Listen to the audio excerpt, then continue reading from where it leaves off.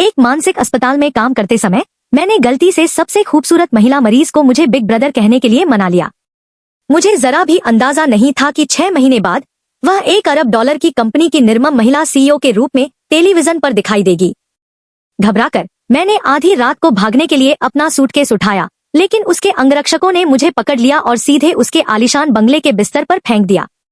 मनोरोग अस्पताल में अस्थायी कर्मचारी के रूप में काम करते हुए मैंने वहां की सबसे खूबसूरत पागल महिला पर नजर डाली और उसकी बेहोशी की हालत का फायदा उठाकर उसके साथ छेड़छाड़ की। बाद में मैंने टीवी पर देखा कि वह पागल औरत चमत्कारिक रूप से स्थानीय सबसे अमीर परिवार की सबसे बड़ी बेटी में बदल गई थी। उस बेहद ठंडे और बेदाग चेहरे को घूरते हुए और उस समय मैंने उसके साथ जो किया था उसे याद करते हुए मैंने रातों रात अपना सामान पैक किया और भाग गया। नतीजतन भागने के दौरान मुझे बीच रास्ते में ही अगवा कर लिया गया। उस औरत ने बर्फीली आंखों से मुझे घूरा। मैंने बाहर के दरिंदों से छिपने के लिए मानसिक रूप से बीमार होने का नाटक किया। मुझे कभी उम्मीद नहीं थी कि अंदर मुझे एक और भी बड़े मनोरोगी से सामना करना पड़ेगा। कहानी में ट्विस्ट यह आया कि असली साइको तो वो अमीर वारिस थी जो हमें रास्ते में मिली। कॉलेज से ग्रेजुएशन करने के तुरंत बाद मुझे नौकरी नहीं मिल रही थी। मेरे पिताजी ने जुगाड़ करके मुझे हमारे रिश्तेदारों द्वारा चलाए जा रहे एक मानसिक अस्पताल में भर्ती करवा दिया। मैंने वार्ड बॉय के रूप में काम करने को लेकर लाखों शिकायतें की। आखिर मैं एक बेहद आकर्षक युवा प्रतिभा हूँ। आखिर मुझे मानसिक रोगियों की सेवा करने की नौबत कैसे आ गई? नौकरी के तीसरे दिन ही मैंने मरीजों की भीड़ में ये कियान शुई को देखा। इसे ऐसे समझिए, मेरे जीवन के सबसे उलझन भरे और बुरे दौर में मुझे बेहद खूबसूरत लड़की देखने को मिली। यिक्सुआ निस्संदेह इस पूरे आंगन में सबसे सुंदर थी। यहाँ तक कि 7-8 साल से रह रहे बूढ़े कियान ने भी मेरी नजरें यिक्सुआ से हटते न देखकर अपनी छाती थपथपाकर इस बात की पुष्टि की। बूढ़े कियान ने रहस्यमय ढंग से युआन की ओर झुकते हुए कहा, यह लड़की कितनी खूबसूरत है ना? मेरा दिल जोर से धड़कने लगा। बूढ़े कियान भी धैर्यवान थे। मेरे साथियों ने मुझे चेतावनी दी थी कि पूर्णिमा के दिन वे बेकाबू हो जाते हैं। उनसे पंगा लेना ठीक नहीं था। हाँ, वही क्लासिक वेयरवुल्फ वाली कहानी, लेकिन इस बार एक मानसिक रोगी। जैसे ही मैं उसे वापस उसके वार्ड में ले जाने वाला था, बूढ़े कियान ने मुझे खींचकर दूसरी मंजिल की रेलिंग से टिका दिया और जैकारांडा के पेड़ के नीचे बैठी हुई ये कियान शुई को निहारने लगा। ठीक उसी धारीदार अस्पताल गाउन में वह किसी तरह एक अमीर वारिस की तरह अलग-थलग और नाजुक सी लग रही थी। उसका स्वभाव बेजोड़ था। बूढ़े कियान ने उसके बारे में सारी जानकारी ऐसे बताई जैसे उसे मुंहज़बानी याद हो। उसका नाम ये कियान शुई है। उसे 6 महीने पहले यहाँ लाया गया था। सुना है उसने अपने माता पिता को अपनी आंखों के सामने मरते देखा और उसका परिवार कंगाल हो गया। इस सदमे से वह पागल हो गई। कद 1.7 मीटर, वृश्चिक राशि, ब्लड ग्रुप बी, धनिया से नफरत। बूढ़े कियान के विचारों की स्पष्टता देखकर वह उस खतरनाक पागल से बिल्कुल अलग लग रहा था। मैंने यूं ही अपने साथियों से पूछा, मेरे सहकर्मी उसे अंकल कियान कहते हैं। आपकी दलीलें काफी सही हैं। आखिर आपको यहाँ भर्ती क्यों कराया गया? बूढ़े कियान ने गहरी नफरत से आंखें घुमाई। दूसरे लोग मुझे पागल समझकर मेरा मजाक उड़ाते हैं। मैं उन पर हंसता हूँ क्योंकि वे सच्चाई को नहीं देख पाते। युआन, ये मुझे प्यार ने जख्मी कर दिया है। तुम जैसे आम आदमी को समझ नहीं आएगा। भाई मनोरोग वार्ड में बंद होकर शास्त्रीय कविताएं सुना रहा है। आदर। बाद में मैंने उसकी फाइलों को पलटा और आखिरकार समझ गया। जवानी में बूढ़ा कियान एक धनी कोयला खदान मालिक था, लेकिन उसे प्रेम में इतना मग्न होना पड़ा कि उसने अपनी सारी दौलत 3 एस्कॉर्ट लड़कियों पर उड़ा दी और अंत में असहाय होकर देखता रहा जब उसकी जवान प्रेमिका उसके ही ड्राइवर के साथ भाग गई। उसके बाद पूर्णिमा को छोड़कर वह पूरी तरह से अपना मानसिक संतुलन खो बैठा। आम दिनों में बूढ़ा कियान काफी सामान्य व्यवहार करता था। वह अक्सर मेरे साथ खिड़की के पास झुककर पेड़ के नीचे डी कियान शुई को देखता था। मुझे सचमुच उत्सुकता थी कि वह क्या पढ़ रही है, इसलिए मैंने वार्ड राउंड का बहाना बनाकर उसके पास जाने का फैसला किया। वह own and 100 Years of Solitude का अंग्रेजी मूल संस्करण पढ़ रही थी, जिससे एक रहस्यमय अजनबी जैसी अरुचि का भाव आ रहा था। मैंने करीब जाकर देखने की कोशिश की, तभी मुझे एहसास हुआ कि उसने किताब उल्टी पकड़ रखी थी। मेरी आंखें सिकुड़ गईं। मैं वापस ड्यूटी रूम में गया, एक नई किताब ली और उसके पास वापस आ गया। मैं सीधे उसके पास चला गया। उसने मेरी 100 साल पुरानी एकांतता को झट से छीन लिया और लापरवाही से मेरे बच्चों का डायनासोर का विश्वकोश उसकी बाहों में थमा दिया। मैंने मुस्कुराते हुए कहा, यह तुम पर ज्यादा जंच रहा है। गैब्रियल गार्सिया मार्केस की किताब को डायनासोर की चित्र पुस्तक से बदलना एक क्रूर कदम है। उसकी त्वचा लगभग पारदर्शी रूप से सफेद थी और उसका शरीर बेहद दुबला पतला था, लेकिन उसका चेहरा किसी नाजुक चीनी मिट्टी की गुड़िया की तरह बेहद खूबसूरत था। उसने अपनी गहरी लेकिन खोखली आंखों से मुझे घूरा और मुझे लगा जैसे मेरा दिल जोर से धड़कने लगा। मैं जल्दी से मुड़कर चला गया और मन ही मन बुदबुदाने से खुद को रोक नहीं पाया। इतनी खूबसूरत होना कितना दुखद है। ये कियान शुई की वजह से ये पागल हो गई है। मैं रोजाना मौजमस्ती करने वाले एक आलसी लड़के से पूरे अस्पताल का सबसे बड़ा रखवाला बन गया। जब ही कांशुई कैंटीन जाती तो मैं झटपट खाना परोसने लगती, चुपके से उन्हें 2 चम्मच ज्यादा पका हुआ सुअर का मांस परोस देती। जब ही कांशुई दोपहर की झपकी लेती तो मैं वार्ड राउंड के लिए आगे आ जाती और चोर की तरह उनकी बगल की आकृति को निहारती रहती। जब ही कांशुई दवा लेती तो मैं उन्हें चाय देती और पानी डालती और पानी की बूंदों को उनकी पतली हंस जैसी गर्दन से फिसलकर उनके कॉलर में जाते देखती। अपनी नजरें झट से हटाने से पहले कभी कभी वह अपने बिस्तर के किनारे बैठ जाती, खिड़की से बाहर देखती रहती, जैसे खोई खोई सी। मैं उसके बगल में बैठा, ठुड्डी हाथों में टिकाए, बस उसे देखता रहा। उसके इतने सुंदर चेहरे को देखकर मैं आह भरे बिना नहीं रह सका। कितना अफसोस है कि वह पागल हो गई। अगर वह पागल न होती तो तुम्हारी तरफ देखती भी नहीं, दोस्त। शोर सुनकर यी क्यानक्सु मेरी तरफ मुड़ी। उसकी खूबसूरत आंखें मासूमियत से भरी हुई थी। भाई, तुम क्या बात कर रहे हो? उसकी हालत बहुत ही अनोखी थी। उसकी यादें 5 साल की उम्र में चली गई थी। उसकी हर हरकत बिल्कुल एक छोटी बच्ची जैसी थी। मैंने पिता के स्नेह से भरे चेहरे के साथ मुस्कुराया। मैं कियान शुई की खूबसूरती की तारीफ कर रहा था। उसने मीठी और आज्ञाकारी प्रतिक्रिया दी, अपनी आंखें मेरी ओर झुकाते हुए बोली, भाई भी सुंदर है। इतना कहकर उसने अपना सिर वापस खिड़की के बाहर चिड़ियों को देखने में लगा दिया। हालांकि यिकन चुई देखने में कोमल और प्यारी लगती थी, लेकिन एक बार जब उसका गुस्सा फूट पड़ता तो हालात बेकाबू हो जाते थे। उस दिन मैं सामने वाले आंगन में बूढ़ी कियान के साथ शतरंज खेल रही थी। तभी अचानक पीछे वाली इमारत में अलार्म बजने लगे। मैंने बूढ़ी कियान को शांत किया और दौड़कर वहां गई। मैंने वहां कई वार्ड बॉय देखे। यूटिलिटी रूम में सामान भरकर उसे वाटरप्रूफ बनाया जा रहा था। या क्यों शुई अंदर थी और बेतहाशा चीजें तोड़ रही थी। कुछ नए वार्ड बॉय बुरी तरह डर गए थे। वे भी दरवाजे पर ही जमे खड़े थे, हिलने से भी डर रहे थे। सच कहूं तो अगर कोई लड़की नंगे हाथों से खिड़कियां तोड़ने लगे तो मैं भी जम जाऊंगा। याइचुए ने खिड़की का शीशा अपने हाथों से तोड़ दिया था। उसकी पीली बाहों पर कई गहरे घाव थे। उसने जूते भी नहीं पहने थे। टूटे हुए शीशे से ढकी जमीन पर नंगे पैर चलना एक भयावह दृश्य था। वह झाड़ू के आधे डंडे को कसकर पकड़े हुए थी। किसी की हिम्मत नहीं हो रही थी कि उसके पास जाए। सब लोग निर्देशक के फैसले का इंतजार कर रहे थे, लेकिन निर्देशक एक बैठक के लिए शहर गए हुए थे। जब तक वो वापस आता याकिएन शुई को शायद हेमरेजिक शॉक हो जाता। मैंने मुख्य शिफ्ट के हट्टे कट्टे सहकर्मी की तरफ देखा। मैं सामने से उसे शांत कर दूंगा। तुम पीछे से चक्कर लगाओ और मौका ढूंढो। क्यांग शुई, किसने तुम्हें नाराज किया? अपने बड़े भाई को बता दो, ठीक है? कांच पर पैर रखने से पैरों से खून बहने लगता है। याई ही क्योंगशु की आंखें खून से लाल थी, मानो कोई बेसहारा बिल्ली किसी कोने में फंस गई हो। मेरी आवाज सुनते ही उसकी आंखों में आंसू भर आए और उसने भीड़ में खड़ी एक नई महिला वार्ड बॉय की ओर इशारा किया। वह फूट फूट कर रोने लगी। उसने मुझे बताया, मेरे मम्मी पापा मर चुके हैं। यह मेरी पहली गलती थी। किसी को भी पहले दिन ही सदमे के बारे में नहीं बताना चाहिए था। याई क्योंगशु के माता पिता की वाकई कार दुर्घटना में मृत्यु हो गई थी, लेकिन उसकी याददाश्त 5 साल की उम्र में अटकी हुई थी। इसलिए वह हमेशा यही मानती थी कि उसके माता पिता व्यापारिक यात्रा पर गए हुए हैं। यह महत्वपूर्ण जानकारी सभी कर्मचारियों को काम शुरू करने से पहले बार बार बताई जाती थी। मैंने उस महिला वार्ड बॉय को गुस्से से घूरा। वह कांपते हुए पीछे हट गई। मुझे नहीं पता था कि मैं इस बारे में बात नहीं कर सकती। अभी अभी वह मुझे घसीटती रही और जिद करने लगी कि मैं उसे उसकी मां को ढूंढने ले जाऊं। एक बार जब कारण का पता चल गया तो स्थिति को संभालना आसान हो गया। मैंने अपनी आवाज नरम करते हुए उसे छड़ी छोड़ने के लिए कहा। तभी उसके पीछे खड़ा साथी अचानक आगे बढ़ा और उसके कंधों को पकड़ लिया।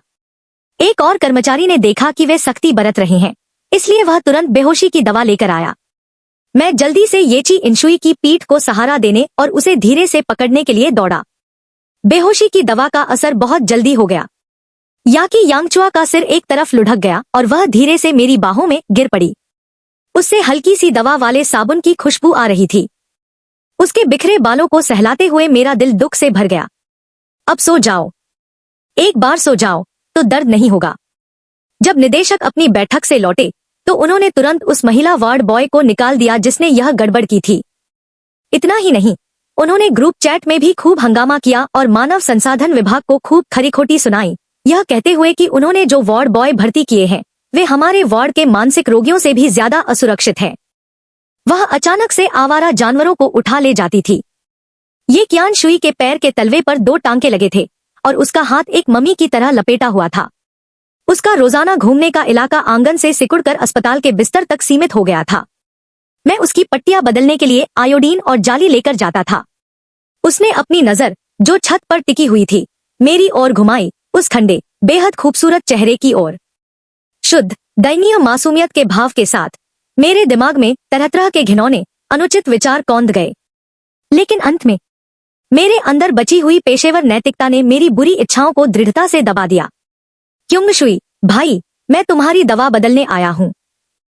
मैंने एक ऐसे डरावने चाचा की तरह मुस्कुराया जो किसी बच्चे का अपहरण करने की कोशिश कर रहा हो। मैंने उसे सीधा बैठने में मदद की, उसके अस्पताल के गाउन की चौड़ी आस्तीनें ऊपर की, पट्टी हटाई, घावों को कीटाणुरहित किया और एक ही झटके में उन पर दोबारा पट्टियां बांध दी। जब तक मेरी नजर अनजाने में उसके खुले हुए, नीचे की ओर झुके हुए कॉलर पर नहीं पड़ी और मुझे उसकी झोली की हड्डी की एक झलक मिली जो जेड की तरह सुंदर थी, और उसकी हल्की सी उभरती हुई वक्र रेखाएं। मेरे हाथ में रुई का फाहा अचानक जम गया। मेरा दिमाग तेजी से सोचने लगा और मेरी आंखें उस दृश्य पर टिक गईं। हेलो एचआर, जी हाँ, मैं यही हूँ। याई क्यान शुई ने अपनी बड़ी बड़ी मासूम आंखों को झपकाया, अपने स्वस्थ हाथ से अपना पेट सहलाया और धीमी, कमजोर आवाज में बोली, भाई, मुझे भूख लगी है। मैं एकदम से होश में आ गया और मन ही मन खुद को 2 जोरदार थप्पड़ मारे। तुम जानवर, पागल, 5 साल की बच्ची के बारे में ऐसे विचार आना, ये सोचकर मैंने अपना सिर हिलाया और खुद को शांत रखते हुए पट्टी बांधना जारी रखा। लेकिन याई क्यान शुई को लगा कि मैं उसकी बात अनसुनी कर रहा हूँ। उसने न सिर्फ अपनी आवाज ऊंची की बल्कि मेरा हाथ पकड़कर सीधे अपने मुलायम, सपाट पेट पर दबा दिया। भाई, मेरा पेट भूखा है, उसने होंठ सिकोड़ते हुए कहा। एक 22 वर्षीय, जन्म से अविवाहित, सीधे सादे लड़के के तौर पर जिस पल मैंने उसकी गर्म, मुलायम त्वचा को छुआ, ऐसा लगा जैसे मेरे पूरे शरीर को 1 लाख वोल्ट का बिजली का झटका लगा हो। मैं लकड़ी के टुकड़े की तरह जम गया। मानो दुनिया में सारी आवाजें गायब हो गईं, बस मेरी तेज धड़कन सुनाई दे रही थी। भाई किसी शोजो मंगा, जापानी कॉमिक के किरदार की तरह बर्ताव कर रहा है। तभी ये क्यान शुई की थोड़ी घबराहट भरी आवाज ने सन्नाटा तोड़ा। भाई, क्या हुआ? नाक से इतना खून क्यों बह रहा है? क्या चोट लगी है? आधे दिन से भी कम समय में ये क्यान शुई के पेट को छूने और नाक से जोरदार खून बहने की यह सनसनीखेज कहानी पूरे अस्पताल में फैल गई। यहाँ तक कि बूढ़े कियान को भी इसके बारे में पता चल गया। वह शरारती मुस्कान के साथ मेरे पास झुका, आंख मारते हुए, हे नौजवान, कैसा रहा? क्या उस लड़की की कमर मुलायम है? मैंने अपना चेहरा ढक लिया। काश मैं वहीं पागल हो जाता और खुद ही मरीज बन जाता। डायरेक्टर द्वारा निकाले जाने के डर से मैं ऑफिस में घुस गया और घबराकर समझाने लगा, डायरेक्टर, कसम से मैं कोई घिनौनी हरकत नहीं कर रहा था। उसने मेरा हाथ पकड़ लिया और खुद ही उसे वहां रख दिया। शायद मेरा रवैया ईमानदार और विनम्र था, क्योंकि निर्देशक ने मुझे नौकरी से नहीं निकाला। इसके बजाय ये क्यान शुई के चोट लगने से पहले ही उन्होंने उसकी देखभाल का पूरा जिम्मा मुझे सौंप दिया था। कभी कभार होने वाली दिक्कतों को छोड़कर वह अपना ख्याल खुद रख सकती थी। और यहीं से जबरन नजदीकी से देखभाल करने का वो घिसापिटा किस्सा शुरू होता है। लेकिन अब उसके हाथ पैर असहज हो गए थे। बिस्तर से उठना भी मुश्किल हो गया था। जिस रात मैंने यह जिम्मेदारी संभाली, उसी रात मुझे एक बड़ी दुविधा का सामना करना पड़ा। ये क्यान शुई को नहाना था। मैं बाथरूम के दरवाजे के बाहर ऐसे खड़ी थी जैसे कोई चींटी गर्म तवे पर बैठी हो। तभी अंदर से उसकी आग्रह भरी आवाज आई, भाई, जल्दी अंदर आओ, मुझसे बदबू आ रही है, मुझे नहाना है। मैंने गहरी सांस ली। डरने की क्या बात है? एक वैद्य का दिल माता पिता जैसा होता है। इसे बस एक 5 साल याई एंचुए के दाहिने पैर पर पट्टी बंधी थी और उसे गीला नहीं किया जा सकता था। इसलिए उसे अपने दाहिने हाथ और गले में बंधी पट्टी के सहारे अपने बाएं पैर पर सारस की तरह संतुलन बनाना पड़ा। लगता है ये ब्रह्मांड वाकई दर्शकों को लुभाने वाला दृश्य तैयार कर रहा है। जब मैं अंदर आया तो वह अपने अस्पताल के गाउन के कॉलर के बटन अपने ही हाथों से खोलने की कोशिश कर रही थी। मुझे अंदर आते देख उसकी आंखों के कोने लाल हो गए। मुझे दयनीय नजरों से देखते हुए उसने कहा, भाई मैं इसे खोल नहीं पा रही। उसने पहले ही शावर चालू कर दिया था और चारों ओर भाप उठ रही थी। उसके बाल हल्के गीले थे और उसके अस्पताल के गाउन का कॉलर लगभग खुला हुआ था, जिससे उसकी बर्फ जैसी सफेद त्वचा और पतली आकर्षक गर्दन दिखाई दे रही थी। रोशनी में वह जानलेवा आकर्षण बिखेर रही थी। मैंने बड़ी मेहनत से जो मानसिक सुरक्षा कवच बनाया था, वह मेरे सामने के इस दृश्य को देखकर पल भर में चकनाचूर हो गया। भला 5 साल की बच्ची में इतना अच्छा विकास कैसे हो सकता है? यह निर्दोष आकर्षण, यह मासूम निगाहें मेरी सहनशीलता की परीक्षा ले रही थी। लेकिन जाहिर है 5 साल की बच्ची की मानसिक क्षमता के कारण उसमें जरा भी सावधानी नहीं थी। उसने बस मेरा हाथ पकड़ा और उसे अपने कॉलर पर दबा दिया। भाई इसे खोलने में मेरी मदद करो। मेरी गर्दन का कंठ बुरी तरह फूल गया, मेरी आवाज पूरी तरह लड़खड़ा गई। ठीक है भाई, तुम्हारी मदद करेगा। यह एक जाल है, अपनी इज्जत बचाकर भाग जाओ। सिर झुकाए कांपती उंगलियों से मैंने उन 2 बटनों को छुआ। मेरी नजरें टाइल के जोड़ पर टिकी थीं, कहीं और देखने की हिम्मत नहीं हो रही थी। आखिरकार मैंने किसी तरह उसके कंधों से उसका बाहरी कपड़ा उतार दिया। जैसे ही मैंने ऊपर देखा, मुझे उसकी आंखों में एक पल के लिए चंचल व्यंग्यात्मक मुस्कान दिखाई दी। यह निश्चित रूप से 5 साल के बच्चे की मुस्कान नहीं थी। यह भाव उदासीन, संयमित और यहाँ तक कि दमनकारी भाव का भी संकेत दे रहा था। लेकिन इससे पहले कि मैं और करीब से देख पाता, उसने अपनी आंखें फिर से घुमाईं और मुझे एक प्यारी सी मुस्कान दी। धन्यवाद भाई। वह मुड़ गई, दीवार का सहारा लेते हुए मेरी तरफ पीठ करके खड़ी थी। भाई मेरी पीठ में खुजली हो रही है, मैं वहां तक पहुंच नहीं पा रही। उसकी बेहद पतली कमर और एकदम सही कंधों को देखते देखते आखिरकार मेरा हाथ छूट गया। ये आकृति जानलेवा है। मैंने अपने दांत भींच लिए, सारी सांसारिक इच्छाओं को जबरदस्ती दबाकर जल्दी से शावर से उसकी पीठ और बायां हाथ धो दिया। जब मैंने उससे उसके निजी अंगों के बारे में पूछा तो मैंने पीठ फेर ली और उसे खुद ओवन हैंड से धोने के लिए कहा, मानो पेशेवर नैतिकता का आखिरी अंश ही बचा हो। जब वह नहाकर खत्म कर चुकी तो मैंने अपनी आंखें बंद कर ली और उसे सुखाने के लिए एक तौलिया पकड़ा दिया और सिंक पर रखे कपड़ों की ओर इशारा किया। उसने मुझसे पूछा, भाई मुझे कौन सा ओवन पहनना चाहिए? मैंने चुपके से ओवन आई खोली। उस समय वह केवल अपने शरीर को तौलिए से ढक रही थी। इसका असर बिना ढके रहने से कहीं ज्यादा भयानक था। मैंने जल्दी से अपनी आंखें बंद कर ली और जोर से खांसा। जल्दी से वह लंबी आस्तीन वाली शर्ट पहन लो। मैंने शर्मिंदगी से अपना सिर दूसरी तरफ मोड़ लिया। मुझे यह एहसास हो रहा था कि उसने अभी जो मुझे देखा उसमें साफ तौर पर चिढ़ाने का भाव था। लेकिन जैसे ही मैं इस पर सवाल उठाने वाला था, उसने फिर से अपनी उसी कोमल मीठी आवाज में कहा, मैं भाई की बात सुनूंगी। हालांकि जैसे ही उसने अपनी बाह आस्तीन में डाली, वह अपने पैरों पर दरवाजे की ओर दौड़ने के लिए बेताब हो गई। फर्श की टाइलें गीली थी और उसका पैर फिसल गया। वह अपना संतुलन खो बैठी और पीछे की ओर गिर गई। मैं बुरी तरह डर गया था। एक ही छलांग में आगे बढ़ा और उसकी कमर पकड़ ली। अगले ही पल एक हल्की सी खुशबू मेरी नाक में आई। उसका कोमल शरीर मेरे सीने से कसकर चिपक गया। मेरे माथे पर गर्मी की लहर दौड़ गई। मुझे छूने की भी जरूरत नहीं थी, मैं समझ गया था कि क्या हो रहा है। मेरी नाक से फिर खून बहने लगा था। इस आदमी को तुरंत आयरन सप्लीमेंट्स दो। ये किंशु के घायल होने के बाद ताजी हवा के लिए आंगन में जाना भी एक विलासिता बन गया था। रात में जब मैं खेल खेलता था तो मेरा दिमाग पूरी तरह से उसी की छवि से भरा रहता था। खिड़की के पास बिल्कुल अकेली बैठी, खोई खोई सी। सच में बहुत दयनीय लग रही थी। इसलिए छुट्टी का फायदा उठाते हुए मैं घर गई और अपनी छोटी भतीजी के परियों की कहानियों की सचित्र पुस्तकों का संग्रह इकट्ठा किया, उन्हें अपने साथ ले जाने के इरादे से। छोटी बच्ची आमतौर पर सिर्फ अपने टैबलेट पर खेलने में ही मग्न रहती थी और उन्हें कभी नहीं पढ़ती थी, लेकिन वह उन किताबों को लेकर बहुत ही पजेसिव थी। मुझे उन्हें ले जाते देख वह जमीन पर गिर पड़ी और जोर जोर से रोने लगी। मैंने रस्साक्षी शुरू कर दी है, बेटा देखो तुम कितने खुशनसीब हो, तुम्हारे पास खेलने के लिए आईपैड है, पेप्पा पिग देखने को मिलता है। तुम्हें प्यार करने वाले माता पिता हैं और एक सुंदर चाचा भी हैं। लेकिन एक बड़ी बहन है जो बहुत दयनीय है। उसके मम्मी पापा अब इस दुनिया में नहीं हैं। उसके साथ कोई नहीं खेलता और उसके पास कोई खिलौने भी नहीं है। अगर चाचा उसे ये किताबें दे दें तो क्या चाचा ने कोई बड़ा काम नहीं किया? एक छोटे बच्चे को मरीज के प्रति आकर्षित करने के लिए उसे बहकाना एक घिनौना व्यवहार है। बच्चों को बेवकूफ बनाना आसान होता है। वह मुझे देखकर तुरंत रोने लगी और उसने तकिए के नीचे छिपाई हुई लॉलीपॉप भी मेरे हाथ में थमा दी। वाह, बड़ी बहन कितनी दयनीय है। चाचा, उसे भी कैंडी दे दीजिए। मैं लॉलीपॉप का लालच नहीं रोक पाई और वापस आते समय उसे खोलकर खा लिया। लेकिन चित्र पुस्तकें ये क्योंशुई तक बिना छुए ही पहुंच गईं। मैंने रंगीन पुस्तकों का एक ढेर उसकी बिस्तर के पास वाली मेज पर रख दिया। उसने खाली निगाहों से ऊपर देखा, मानो उसे समझ ही नहीं आ रहा था कि अचानक कोई उसे तोहफे क्यों दे रहा है। मुझे याद है उस रात वार्ड में गश्त लगाते हुए मैंने उसकी अकेली परछाई को अंधेरे में एक घायल जानवर की तरह गायब होते देखा। मेरा दिल जैसे किसी ने धीरे से छू लिया हो।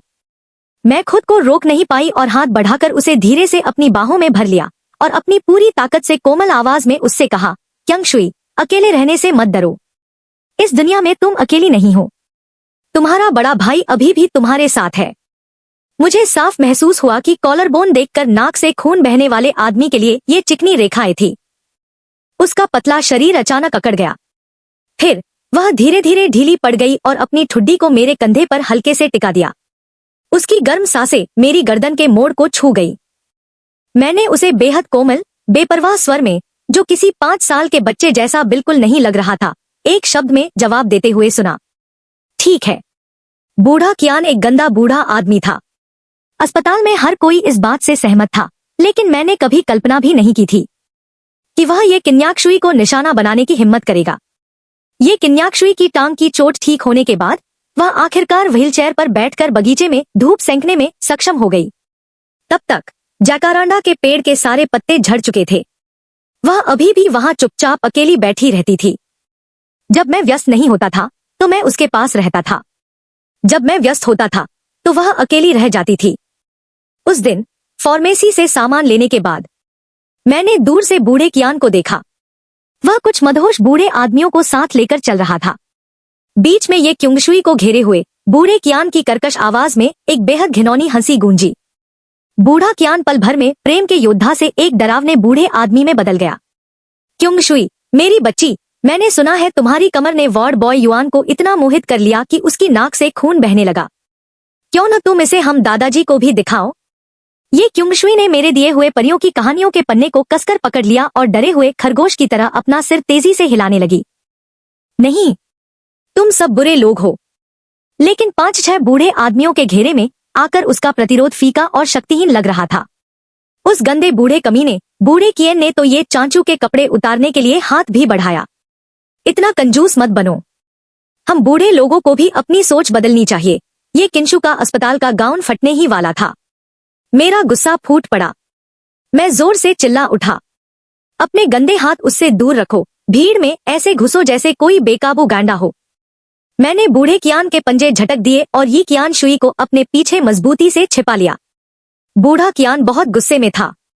अध्यापक युआन, सारी अच्छी चीजें अपने पास ही रख रहे हो, है ना? ये लड़की तुम्हारी पत्नी नहीं है। मैंने गर्दन सीधी करके उस पर चिल्लाया। वो मेरी अपनी है। तो क्या हुआ? सिर्फ मुझे ही देखने का अधिकार है। हिम्मत है तो मारो। बुजुर्गों के हमले से पहले ये मेरे आखिरी शब्द थे। उन बूढ़े आदमियों ने गुस्से से घूरते हुए कहा, मानो वे सचमुच लड़ने को तैयार हो। जानते हैं, समझदार आदमी तब नहीं लड़ता जब हालात उसके खिलाफ हों। अचानक मुझे एक विचार आया। मैंने आसमान की ओर जोर से दहाड़ मारी, अपने शरीर को टेढ़ा मेढ़ा किया और थॉमस फ्लेयर की तरह स्थिर होकर उन्हें दूर फेंक दिया। फिर मैंने खुद को घास पर जोर से पटक दिया। वह अंधेरे में रेंगने और लौटने लगा, बुरी तरह कांपने लगा और ज़ॉम्बी की तरह दहाड़ने लगा। बूढ़े शियान का गिरोह तुरंत डर गया। वे दहशत में पीछे हट गए और अंत में बुरी तरह चीखते हुए घबराकर भाग गए। अध्यापक युआन पागल हो गया है। भाग जाओ। और बस इसी तरह एक मानसिक अस्पताल में और भी ज्यादा पागलपन का सहारा लेकर मैंने मानसिक रोगियों के एक समूह को सफलतापूर्वक डराकर भगा दिया। जब वे काफी दूर चले गए तो ये कियान शुई की हैरान निगाहों के सामने मैंने बड़ी शान से अपनी पैंट से घास के टुकड़े झाड़े और खड़ी हो गई। मैंने उसे एक प्यारी सी मुस्कान दी। डरो मत कियान शुई, तुम्हारे बड़े भाई ने सारे बदमाशों को भगा दिया है। मेरा मन किया कि मैं हाथ बढ़ाकर उसकी व्हीलचेयर को धक्का दे दूं। वह शायद हिसाब लगा रही थी कि कितनी तेजी से वह तुमसे दूर भाग सकती है। नतीजतन उसकी आंख का कोना तेजी से फड़कने लगा और वह चुपके से थोड़ा पीछे हट गई। मैं अवाक रह गया। खामोश झुंझलाहट से मेरा गला भर गया। मैंने जल्दबाजी में कुछ गलत कर दिया। मैंने पागलपन का नाटक कुछ ज्यादा ही कर दिया और अंततः ये कियान शुई को भी डरा दिया। बूढ़ी कियान मेरे खिलाफ शिकायत दर्ज कराने के लिए निदेशक के कार्यालय भागी, यह दावा करते हुए कि मैं पूरी तरह से पागल हो गया हूं और मुझे जबरन अलग थलग करने की जोरदार मांग की। निदेशक इस समय अंतहीन स्प्रेडशीट के ढेर को लेकर परेशान थे और अब उसे बूढ़े कियान और उसके आसपास के लोगों की मानसिक गंदगी सहनी पड़ रही थी। मानसिक रूप से टूटकर उसने अपने बालों को चिड़िया के घोंसले की तरह नोच लिया। भला कौन सा कामकाजी वयस्क ऐसा नहीं करता? पागल हो जाओ।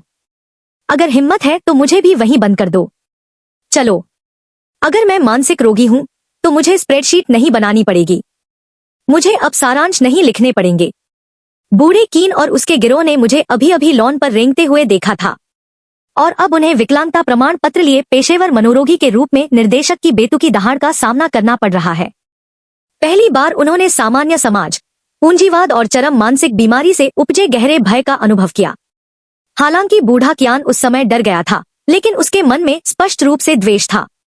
कई बार मैंने उसे दूसरी मंजिल की खिड़की से टिके हुए आंगन में यिकान शुई को टकटकी लगाकर देखते हुए पाया। मैं उसके पास जाकर उसे नमस्कार करना चाहता था, लेकिन उसने बस मेरी तरफ आंखें घुमाईं। एक ठंडी सी आवाज निकाली और गुस्से में वहां से चला गया। मैं निदेशक को ढूंढने कार्यालय गया। वह अब भी अपने चिड़िया के घोंसले जैसे बालों से जूझते हुए दस्तावेजों से लड़ रहा था। बिना ऊपर देखे ही उसने कहा, यह तो सामान्य बात है। बूढ़ा कियान तुम्हें ये कियान शुई पर एकाधिकार के लिए अपना काल्पनिक प्रतिद्वंद्वी मान रहा है, या तुम्हें नहीं?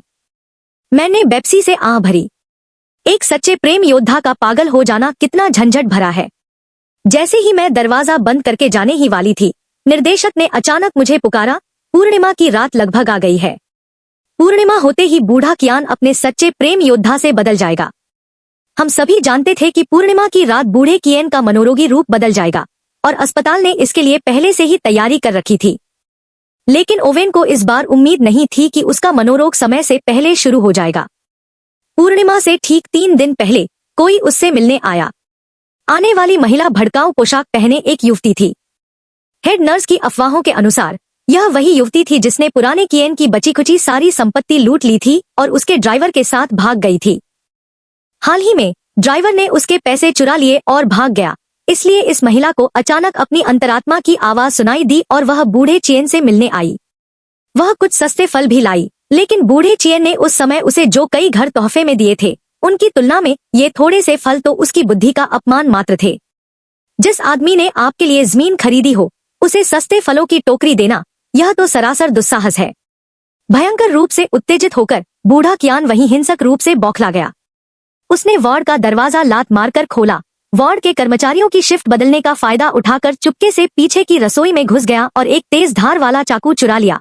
फिर तुरंत वापस आकर उसने गतिविधि कक्ष में दिखाई देने वाली हर युवा महिला मरीज पर हमला करना शुरू कर दिया। जैसे ही पहली दर्दनाक चीख सुनाई दी, अस्पताल के अलार्म बजने लगे। मैंने कपड़े बदल लिए थे और काम से छुट्टी लेने के लिए तैयार थी, लेकिन जैसे ही अलार्म की आवाज सुनाई दी, मैं पूरी तेजी से वापस भागी। जब तक मैं मुख्य हॉल में पहुंची, तब तक हालात बेकाबू हो चुके थे। बूढ़ा कियान एक युवा महिला नर्स को चाकू से बंधक बनाए हुए था और अपने खून पसीने के इतिहास के बारे में उन्माद में बड़बड़ा रहा था। पानी की तरह पैसा उड़ाने से लेकर पूरी तरह दिवालिया होने तक उसकी आंखें खून से लाल थी। तुम सब घमंडी, लालची औरतें मरने लायक हो। उसने अचानक ब्लेड को और जोर से दबा दिया। महिला नर्स की पीली गर्दन से तुरंत ताजा खून बहने लगा। वह नर्स इतनी भयभीत हो गई कि जमीन पर गिर पड़ी, जैसे लकवा मार गया हो। आसपास के सभी मरीज अपना सिर पकड़े चीख रहे थे। अफरातफरी में वार्ड बॉय ने भीड़ को निकालने की कोशिश की, जिससे भगदड़ और दहशत और बढ़ गई। मैंने ये केंजू को भीड़ में बेतहाशा खोजा और आखिरकार मुझे वह मिल ही गई। एक सहकर्मी ने घबराकर चिल्लाया। कई लोगों पर पहले ही चाकू से वार हो चुके थे। सब डरे हुए थे कि कहीं ये कियान शुई को भी कुछ न हो जाए। मैं अफरातफरी में भागती भीड़ को चीरते हुए उसका नाम पुकारता हुआ आगे बढ़ा। दुर्भाग्य से मेरी चीख ने बूढ़े कियान का ध्यान भी मेरी ओर खींच लिया और आखिरकार मैंने ये कियान शुई को देख लिया। कोने में रखे पियानो के पीछे बूढ़े कियान की निगाहें भी उस पर टिकी हुई थी, क्योंकि ये कियान शुई का रूप और आभा उसी एकांत प्रिय अलौकिक व्यक्तित्व से मेल खाती थी, उस लालची पूर्व प्रेमिका की तरह। बूढ़ा कियान स्पष्ट रूप से गंभीर मतिभ्रम से पीड़ित था। उसने अपनी पकड़ में मौजूद नर्स को धक्का देकर दूर कर दिया और गुस्से से दहाड़ा, अरे कमीनी, मेरे पैसे वापस दे। हड्डी काटने वाला चाकू उठाते हुए वह ये कियानक्सू पर हिंसक रूप से झपटा। मेरा दिमाग पूरी तरह सुन्न हो गया। अपनी आवाज को चीरते हुए मैं दहाड़ा, कियानक्सू बचो। मैंने बिना सोचे समझे खुद को आगे की ओर फेंक दिया, अपनी पीठ से उसे कसकर अपने नीचे छिपा लिया। ठीक उसी समय जब वह लंबा ब्लेड मेरी पीठ में घुसने ही वाला था, ऐन मौके पर याकियान शुई ने अचानक बाजी पलट दी। उसने मेरी कमर में बाहें डाल दी और बड़ी कुशलता से हमें आधा चक्कर घुमाकर घातक वार से बचा लिया। हालांकि फिर भी तलवार मेरे हाथ पर जोर से लगी। तुरंत खून बहने लगा। कहानी में ट्विस्ट यह था कि 5 साल की बच्ची ने एक सटीक सामरिक युद्ध चाल चली थी, बिल्कुल भी संदिग्ध नहीं। बूढ़े कियान का वार चूक गया और अपनी ही गति के कारण वह मुंह के बल गिर पड़ा। चाकू जमीन पर गिर गया और आते ही सुरक्षा गार्डों ने उसे बुरी तरह पकड़ लिया। मुझे तीव्र जलन वाला दर्द हुआ। मैं कमजोरी से फर्श पर गिर पड़ा। ऊपर देखते ही मेरी नजर अचानक ही कियान शुई की गहरी आंखों से मिली। उनकी आंखों में एक ऐसा सदमा छिपा था जो 5 साल के बच्चे की बुद्धि से कहीं परे था। दबी हुई पीड़ा के साथ साथ मेरे दाहिने हाथ पर 7 टांके लगे। जब अस्पताल का सर्जन मेरे घाव का इलाज कर रहा था, तभी निर्देशक ये कियानक्सू को अंदर ले आया और कहने लगा कि वह मुझसे मिलने आई है। मुझे बचपन से ही दर्द से बहुत डर लगता था। इस समय मैं दर्द से बुरी तरह पसीना बहा रहा था।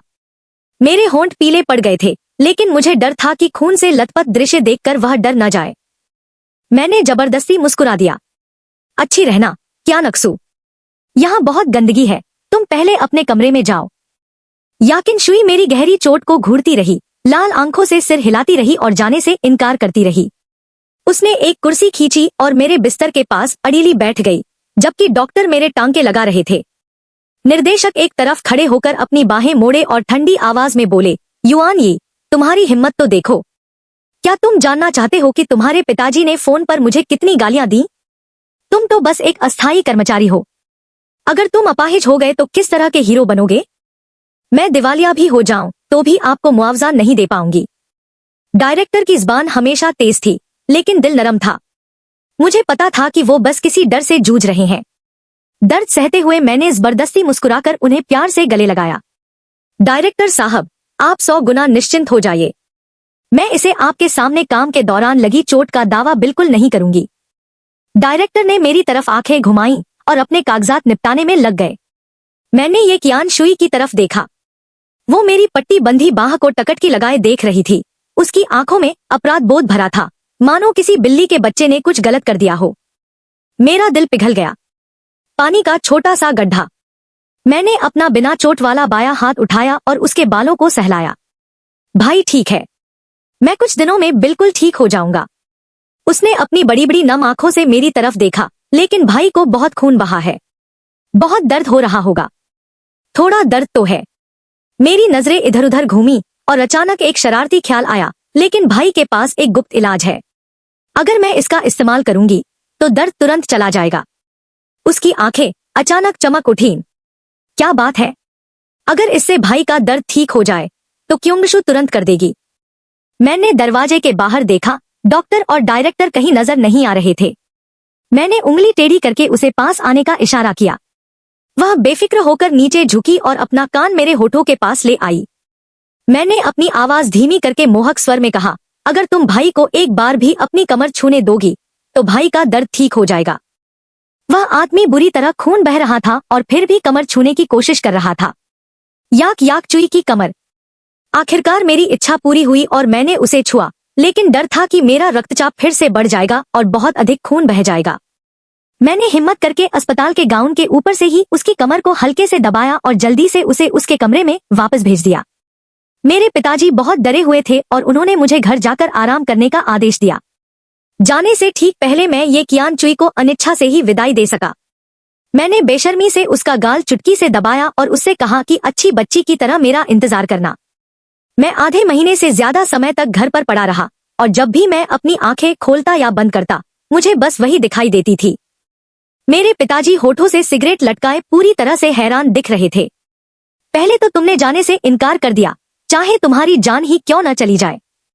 अब तुम्हारा हाथ कट गया है। वहां रहकर तुम्हें ये भावनाएं कैसे आ गईं? मैंने 45 डिग्री के कोण पर छत की ओर देखा। मेरी आवाज गंभीर थी। तुम नहीं समझोगे। मुझे बस खुद को जलाकर धैर्य को रोशन करने की वो उदात्त अनुभूति बहुत अच्छी लगती थी। असल में मेरा दिमाग पूरी तरह से उन तितली जैसे कंधों के ख्यालों से भरा हुआ था। उस रात जब वह मेरी जिंदगी की सबसे निराशाजनक नौकरी में नहा रही थी, तब मेरी नजर उस लड़की पर पड़ी। मैं उस लड़की से मिला जिसकी मैं सबसे ज्यादा रक्षा करना चाहता था। जब तक मेरी चोट ठीक हुई और मैं अस्पताल लौटा, लगभग 1 महीना बीत चुका था। मैं पहले निदेशक के कार्यालय में हाजिरी लगाने गया और फिर सीधे काम में जुट गया। मुझे ये कांशु से तुरंत मिलने का समय नहीं मिला। संयोग से जियू नाम का एक किशोर लड़का नया भर्ती हुआ था, जिसका बौद्धिक विकास धीमा था। जब मैं उसे पिछवाड़े में टहलने के लिए ले जा रहा था, हम अचानक ही कांशुई से टकरा गए, जो टहल रही थी। उनके कदम थम गए। उनकी निगाहें 2 पल के लिए मेरे चेहरे पर टिकीं, फिर ठंडेपन से शॉयू पर पड़ी, जिसका हाथ मैंने पकड़ रखा था। इसके बाद वह भावहीन होकर मुड़ी और सीधे चली गई। जैसे ही मैंने उन्हें पुकारने के लिए मुंह खोला, शियाओ यू ने मेरी कमीज का किनारा कसकर पकड़ लिया। भाई भाई, मैं फव्वारा देखने जाना चाहता हूँ। इस बच्चे को अभी अभी अस्पताल में भर्ती कराया गया था और वह भावनात्मक रूप से बेहद अस्थिर था। मैं उसे छोड़कर नहीं जा सकता था, इसलिए मैं असहाय होकर देखता रहा जब तक कि ये कियांग शुई कोने से ओझल नहीं हो गया।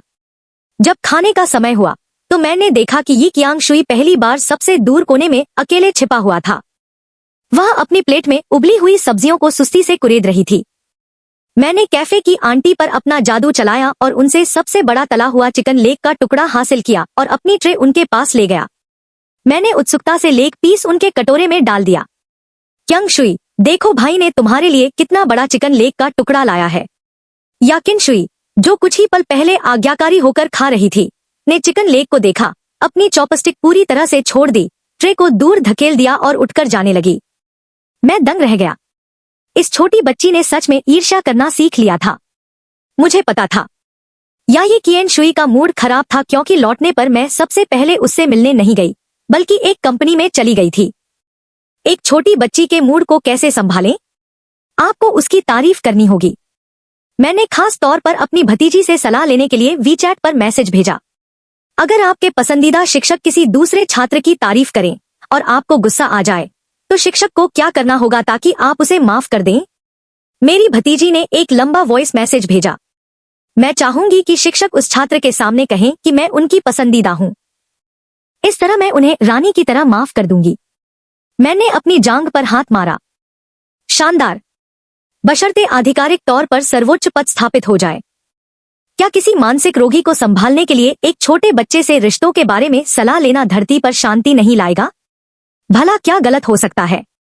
इसलिए दोपहर के मनोरंजन के समय मैंने जानबूझकर शियाओयू को यी चान शुई की बेंच पर बिठाया। इससे पहले कि वह कुछ प्रतिक्रिया दे पाती, मैं उसके और शियाओयू के बीच में घुस गया। अपने बाएं हाथ से ये कियान शुई को पकड़े हुए और दाएं हाथ से शियाओयू को थामकर मैंने उन दोनों को हाथ मिलाने के लिए मजबूर किया। कियांग शुई, ये है शियाओयू, आपके नए छोटे भाई। अब से हम सब अच्छे दोस्त रहेंगे। शियाओयू की बुद्धि केवल 3 साल के बच्चे जितनी ही थी। वह मूर्खतापूर्ण ढंग से हंस पड़ा। उसने कहा, दोस्तों, शियाओयू बड़ी बहन के साथ खेलना चाहती है। मैंने तुम्हें, कियानक्सु, प्रशंसा की भीख मांगते हुए देखा। उसकी उदारता की उम्मीद में यही कियानक्सु का चेहरा पीला पड़ गया और उसने अपने दांत भींच लिए। जिस तरह से उसने मुझे देखा, ऐसा लग रहा था जैसे वह किसी मूर्ख को देख रही हो, और उसे लगा कि मेरी तीव्रता काफी नहीं है। मैंने तीव्रता बढ़ा दी। निश्चिंत रहो कियानक्सु, भाई का प्यार तुम दोनों के लिए बराबर है। शियाओयू हमारे रिश्ते को तोड़ने नहीं आया है, वह इस बड़े परिवार का हिस्सा बनने आया है। मेरे शब्द पूरे होने से पहले ही याकिंग शुई ने बिजली का झटका लगने की तरह अपना हाथ मेरे हाथ से झटक लिया, और बर्दाश्त न कर पाने पर उसने गुस्से में एक करारा जवाब दिया, युआन यी। क्या तुम्हारा दिमाग खराब है?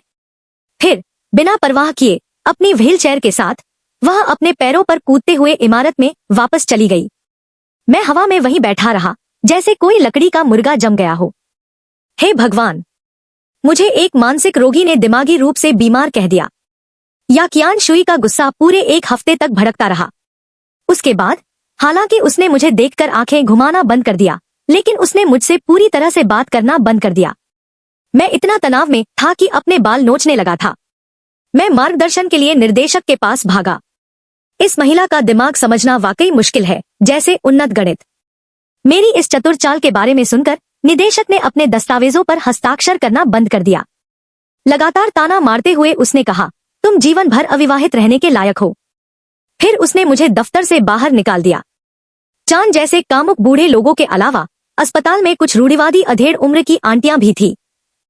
उस दिन जब मैं एक बुजुर्ग व्यक्ति का रक्तचाप लेने के लिए झुका हुआ था, तभी अचानक एक गोलमटोल अधेड़ उम्र की आंटी बिना कुछ बोले मेरे ठीक पीछे आकर खड़ी हो गईं। उन्होंने जानबूझकर मेरी पीठ पर जोर से टक्कर मारी और मेरे नितंबों को बुरी तरह दबा दिया। मैं चीख पड़ा और उछलकर दूर जा गिरा।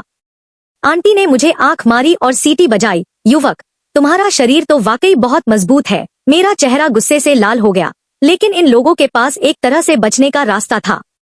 आप न तो उन्हें मार सकते थे और न ही उन्हें गाली दे सकते थे। अस्पताल के कई पुरुष वार्ड बॉय इस तरह की खामोश पीड़ा झेल चुके थे। जब मैं मुट्ठी भींच रहा था, समझ नहीं आ रहा था कि कैसे अपना गुस्सा निकालूं, तभी अचानक बगल के गलियारे से एक तेज हलचल हुई। याया क्यांगशुई एक क्रोधित छोटे तेंदुए की तरह थी। उनराम के साथ उसने उस मोटी आंटी को जमीन पर पटक दिया। वह आंटी के ऊपर उल्टी होकर चढ़ गई और दाएं बाएं मुक्के बरसाने लगी, इतनी तेजी से कि धुंधली छवि बन गई। उसने उस आंटी पर पूरी ताकत से हमला किया, यह साबित करते हुए कि सच्चा प्यार अपने आदमी के लिए मुक्के बरसाना ही होता है। कई वार्ड बॉय दौड़ पड़े। भय से पीली पड़ चुकी उस लड़की को जबरदस्ती खींचकर उस अफरातफरी के बीच ले जाते हुए मेरी नजर ये कंचुई की आंखों से मिली जो गुस्से से पूरी तरह लाल थी। मेरा दिल जोर से धड़कने लगा। मुझे अचानक एहसास हुआ कि ये कंचुई के दिल में मैं बहुत पहले ही एक साधारण वार्ड बॉय से कहीं अधिक महत्वपूर्ण हो चुकी थी। झगड़े की वजह से याक्यूंग शुई को एकांत कारावास में डाल दिया गया। मैंने चुपके से चिप्स के 2 पैकेट और खिलौनों का ढेर अपनी जेब में भर लिया और उससे मिलने के लिए अंदर घुस गई। वह कोने में दुबकी हुई थी, अपने घुटनों को थामे हुए थी और मेरी तरफ बिल्कुल ध्यान नहीं दे रही थी। मैंने एक गहरी सांस ली और उसके सामने घुटनों के बल बैठ गई। क्या क्योंग शुई अभी भी बड़े भाई से नाराज है? उसने कोई आवाज नहीं की, लेकिन उसके कंधे थोड़े ढीले पड़ गए। मैंने उसे धीरे से समझाना जारी रखा, अगर तुम नाखुश हो तो तुम्हें कहना होगा। अगर तुम सब कुछ अपने अंदर दबाकर रखोगी तो भाई सोचेगा कि तुम मुझसे नफरत करती हो। फिर मैं सचमुच जियायू के साथ खेलने चली जाऊंगी। नहीं। मेरे शब्द अभी पूरे भी नहीं हुए थे कि यई केंशुई ने अपना सिर जोर से उठाया और एक सुरक्षात्मक शावक की तरह धीमी गुर्राहट की। उस एकांत कमरे की धुंधली रोशनी में उसकी आंखें आश्चर्यजनक रूप से चमक रही थी और मेरी निगाहों पर टिकी हुई थी। तुम्हें दूसरों के साथ अच्छा व्यवहार करने की अनुमति नहीं है, उसने हर एक शब्द स्पष्ट रूप से कहा। तुम केवल मेरे साथ ही अच्छा व्यवहार कर सकते हो। यह देखकर कि वह आखिरकार बात करने को तैयार थी, मैंने राहत की एक लंबी सांस ली और जानबूझकर उसे चिढ़ाया। लेकिन भाई तो वेतन लेता है, मुझे सभी मरीजों की जिम्मेदारी लेनी होगी, नहीं तो निदेशक मुझे बाहर निकाल देंगे। ये क्योहे ने आधे पल के लिए गंभीरता से सोचा। उसके लहजे में थोड़ी नाराजगी और दबंगई झलक रही थी। फिर तुम दूसरों से सिर्फ ऊपरी तौर पर ही बात कर सकती हो, लेकिन तुम्हें मेरे साथ बहुत अच्छा व्यवहार करना होगा। मैं उनके जैसी नहीं बनना चाहती। उसकी गंभीर शक्ल देखकर मैं अपनी हंसी नहीं रोक पाई। ठीक है, भाई को क्यान शुई सबसे ज्यादा पसंद है। वह इस जवाब से बेहद संतुष्ट लग रही थी और उसके होठों पर एक हल्की सी मुस्कान आ गई। वह थोड़ा आगे सरकी, पहल करते हुए मेरा हाथ पकड़ा और बड़ी सहजता से उसे अपनी कोमल पतली कमर पर रख दिया। अब से क्यान शुई की कमर सिर्फ भाई के लिए है, पतले कपड़े के ऊपर से छूने के लिए, और उस अद्भुत चिकने एहसास ने मेरी हथेली को छू लिया। हे भगवान, ये कैसी जानलेवा मोहक लड़की है। तनख्वाह को भूल जाओ, भाई तो ये क्यान शुई से सुलह करने के बाद खुशी खुशी अपनी जान भी तुम्हें दे देगा। उसे सुरक्षा का एहसास दिलाने के लिए मैंने बेशर्मी से हेड नर्स से क्रोशिया करना सीख लिया। बड़ी बेढंगी तरह से मैंने उसके लिए एक बेहद बदसूरत डोरेमोन बुना। जब भाई आसपास न हो तो उसे अपने साथ सुला देना। इस तरह कियान शुई को रात में बुरे सपने नहीं आएंगे। मेरा असली मकसद उसे दिलासा देना था, लेकिन मैंने सपने में भी नहीं सोचा था कि कियान शुई उस बदसूरत खिलौने को लेकर सीधे शियाओयू के पास चली जाएगी। भाई ने यह खास मेरे लिए बनाया है। तुम्हारे पास ओआन नहीं है। वह बेरुखी से दिखावा कर रही थी। जियोयू ऊन के ढेर को घूर रहा था, इतना गुस्सा हुआ कि जमीन पर लोटपोट होकर रोने लगा। दूसरी ओर या कियान शुई एक विजयी रानी की तरह इतराती हुई गुनगुनाते हुए अक्कड़ के साथ चली गई। डोरेमोन भले ही बदसूरत हो, लेकिन उसकी जीत का जश्न बेदाग था। निर्देशक ने यह सब देखा और अपने थर्मस कप को पकड़े हुए बार बार सिर हिलाया। बस, हो गया, हो गया। इस लड़की की हालत दिन ब दिन बिगड़ती जा रही है। या कियान शुई को बिजली कड़कने से बहुत डर लगता था। कई दिनों तक लगातार भयंकर तूफानों के कारण उसकी मानसिक स्थिति बुरी तरह बिगड़ गई। उसकी खूबसूरत आंखों में लालिमा की लकीरें उभरने लगी। मैं बेचैनी से इधर उधर घूम रहा था, जैसे कोई चींटी गर्म तवे पर। मैं कार्यालय में घुस गया और निदेशक से पूछा कि क्या कोई विशेष दवा है। निदेशक का चेहरा गंभीर हो गया। उस समय जिस कार दुर्घटना का वह शिकार हुई थी, वह तूफान के दौरान हुई थी। उसने अपनी आंखों से अपने माता पिता को आग की लपटों में जलकर मरते देखा। यह गंभीर PTSD, post traumatic stress disorder है, जिसने आत्मरक्षा तंत्र के रूप में उसकी स्मृति को पीछे धकेल दिया। यह एक मनोवैज्ञानिक बीमारी है। दवा लेने से कोई फायदा नहीं होगा। मैं काफी देर तक चुप रहा, फिर दांत पीसते हुए बोला, निर्देशक, मैं उसके माता पिता को पाताल लोक से बुलाकर उसे सुलाने के लिए तो नहीं कह सकता, है ना? निर्देशक ने मुझे ऐसे देखा जैसे मैं मानसिक रूप से विकलांग हूँ। अस्पताल में अभी भी एक खाली बिस्तर है। मुझे लगता है कि आप सीधे भर्ती हो सकते हैं। हाँ, जब बिना अपशब्दों के लोगों का अपमान करने की बात आती है तो ऐसा ही होता है। निर्देशक का दबदबा कायम था। उस रात बारिश और भी तेज हुई। तूफानी हवाओं ने पिछवाड़े में लगे एक पुराने बबूल के पेड़ को गिरा दिया और बिजली की तारों को सीधा काट दिया। पूरा अस्पताल पल भर में सन्नाटे में डूब गया। सबका धैर्य पल भर में टूट गया और अफरातफरी मच गई। मेरे सहकर्मी और मैं टॉर्च लेकर सबको शांत करने के लिए इधर उधर भागने लगे। बिजली की तेज चमक देखकर जब मैं ये कंजुई के वार्ड की ओर भागा तो मैंने देखा कि वह मरणासन आवारा बिल्ली की तरह अपने बिस्तर के कोने में दुबकी हुई थी। हर बार बिजली कड़कने पर उसका शरीर बुरी तरह कांप रहा था। आमतौर पर तेज रोशनी में भी वह मुश्किल से सो पाती थी, लेकिन उस समय वह घोर दहशत में थी। मेरा दिल दर्द से भर गया।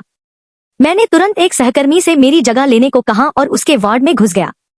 मैंने टॉर्च की रोशनी को सबसे कम पर सेट किया और धीरे धीरे उसके पास पहुंचा। उसने धीरे से अपना सिर उठाया। उसकी निगाहें कहीं टिकी नहीं थी। चेहरा आंसुओं से भीगा हुआ था। सारे नियम कानूनों को दरकिनार करते हुए मैंने वही किया जो मेरे पिताजी बचपन में मुझे दिलासा देते थे। मैं जमीन पर जोर से बैठ गया, उसे कोने से खींचकर बाहर निकाला और अपनी बाहों में कसकर जकड़ लिया। उसका शरीर बर्फ की तरह ठंडा था। मैंने अपनी गर्माहट से उसे अपने आलिंगन में कसकर जकड़ लिया। धीरे धीरे उसका कांपना बंद हो गया, मानो वह जीवन रक्षक तिनके को पकड़ रही हो।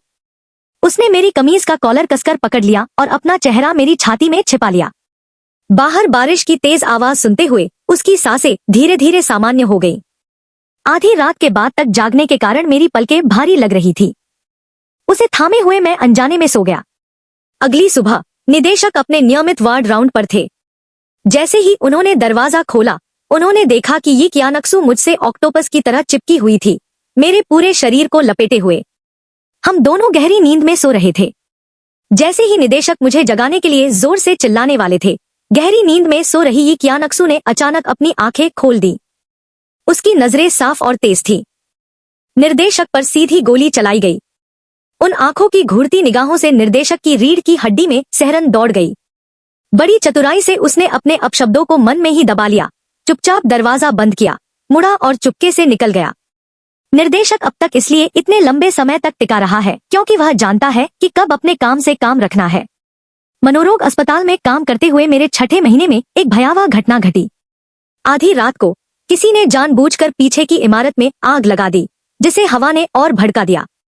आग की लपटें पल भर में 2 मंजिलों तक फैल गईं। अधिकांश मरीजों को आपातकालीन स्थिति में खेल के मैदान में ले जाया गया, लेकिन मुझे ये कियानक्सु कहीं नजर नहीं आई। निदेशक घबराहट से बुरी तरह पसीना बहा रहे थे। दमकल गाड़ियां घुमावदार पहाड़ी रास्ते पर फंसी हुई थी और उन्हें कम से कम 10 मिनट और लगेंगे। घने धुएं के गुबार को देखते हुए निदेशक ने मुझे अंदर भागने से पहले ही पकड़ लिया। तुम और ये जल्दी से दूसरी मंजिल पर जाओ और ये कियानक्सू को ढूंढो। उस समय उसने अपनी आंखों से कार दुर्घटना को आग की लपटों में बदलते देखा था। दूसरी तरफ से बाहर निकले। मेरे पास आग से बचाव का कोई साधन नहीं था। झुलसा देने वाली हवा मेरी सांसों को चाकू की तरह चुभ रही थी। धुएं से मेरी आंखों से लगातार आंसू बह रहे थे। मेरे सिर के ठीक ऊपर लटकती छत का एक हिस्सा जलकर राख हो गया था। चिंगारियां गर्जना के साथ नीचे गिर रही थी। मैंने अनजाने में ये कियानक्सू को अपने सामने ढाल बना लिया और खुद पर वार झेल लिया। मैं पीठ के बल जमीन पर गिर पड़ा। असहनीय दर्द ने तुरंत मेरी नसों को चीर दिया। मेरी चेतना धुंधली पड़ने लगी, लेकिन मेरे अवचेतन मन में केवल ओवेन का दृढ़ विचार था, मैं उसे यहां मरने नहीं दे सकता। जैसे ही मेरी नजर हरे रंग के आपातकालीन निकास चिन्ह पर पड़ी, मेरी बची खुची शक्ति भी समाप्त हो गई। मेरी आंखों के सामने अंधेरा छा गया और मैं गिर पड़ा।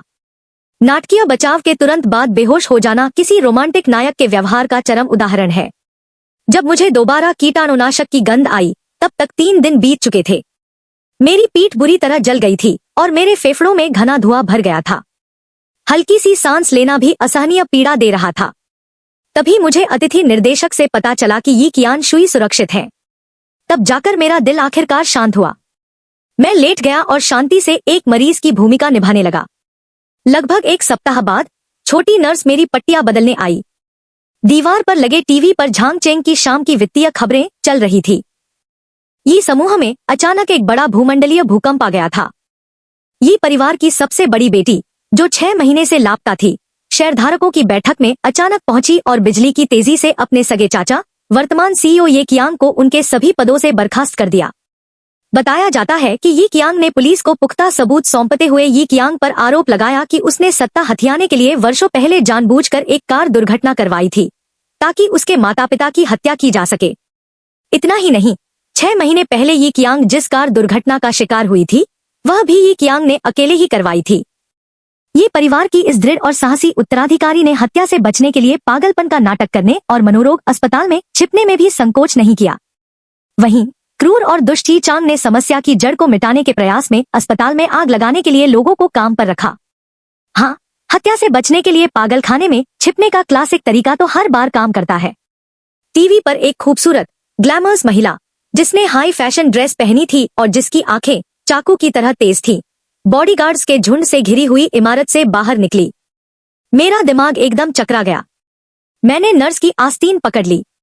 ये किस अमीर परिवार के बदले की कहानी का प्रसारण हो रहा है? छोटी नर्स ने गपशप से भरे चेहरे के साथ मुझे झटक दिया। ये कैसा ड्रामा? ये तो असल जिंदगी है। 3 दिनों से ट्रेंडिंग सर्च लिस्ट में यही छाया हुआ है कि ये क्योंग ने सत्ता हथियाने के लिए अपने ही भाई की हत्या कर दी और पाखंडी तरीके से अपनी भतीजी को गोद ले लिया। पता चला कि ये कियांग एक निर्दयी महिला है। उसने बचपन से ही चुपके से सबूत इकट्ठा किए और इस बार उसने सीधे अपने चाचा को जेल भेजकर पूरे ये समूह को वापस छीन लिया। मुझे साजिश समझ में आ गई, लेकिन क्या पर्दे पर दिखाई गई वो निर्णायक और निर्दयी महिला सीईओ सच में वैसी ही थी? सच में वही ये कैन शुआ जो दिन भर मेरे पीछे पीछे घूमती रहती थी, मुझे भाई कहकर पुकारती थी, मुझसे अपनी कमर छूने की विनती करती थी ताकि उसका दर्द दूर हो जाए। कांपते हाथों से मैंने डायरेक्टर का नंबर डायल किया। दूसरी तरफ डायरेक्टर खुशी से अपनी जांघ थपथपा रहे थे। युआन यी, तुम सचमुच हमारे अस्पताल के भाग्य के सितारे हो। चेयरमैन यी ने अभी अभी किसी को भेजकर हमें 10 मिलियन दिलवाए हैं। पुनर्निर्माण कोष से पूछो। वाह, मैं तो कब से उस घटिया इमारत को गिराकर दोबारा बनाना चाहता था। ये तो वरदान साबित हुआ। नई इमारत को साइबरपंक स्टाइल देने के बारे में आपका क्या ख्याल है? एक प्रतिशोधी अरबती उत्तराधिकारी द्वारा वित्त पोषित साइबरपंक मनोरोग अस्पताल, ये तो बहुत बड़ा सुरक्षा खतरा लगता है। इसकी पुष्टि हो गई है।